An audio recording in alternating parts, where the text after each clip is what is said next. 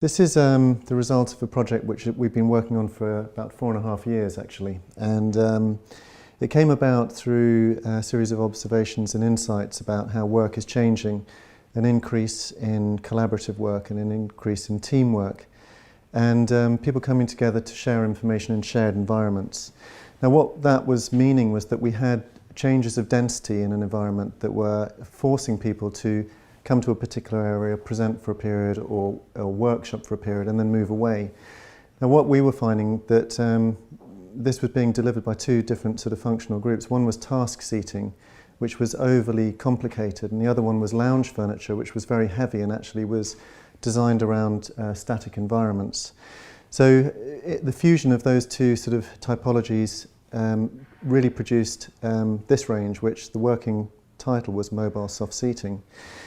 So what we have is a very lightweight solution, both in terms of physical weight but also in terms of material usage.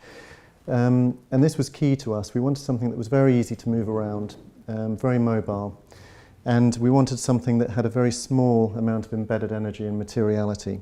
So the chair can obviously be used individually as a lounge chair or with somebody else sitting next to you or facing. We've kept the footprint intentionally small to keep it very economic and allow people to cluster as closely as possible.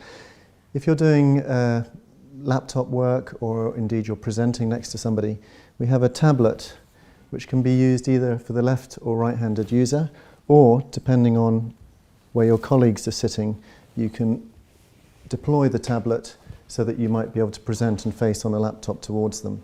So we have a tablet which has 360 degrees of movement around the chair, and also, once deployed, there's complete freedom so that you can set it up either as a side table or as a working tablet in front of you. Well, the work lounge will be really providing function and seating environments for people who are sharing information. So it'll be team spaces, collaborative settings.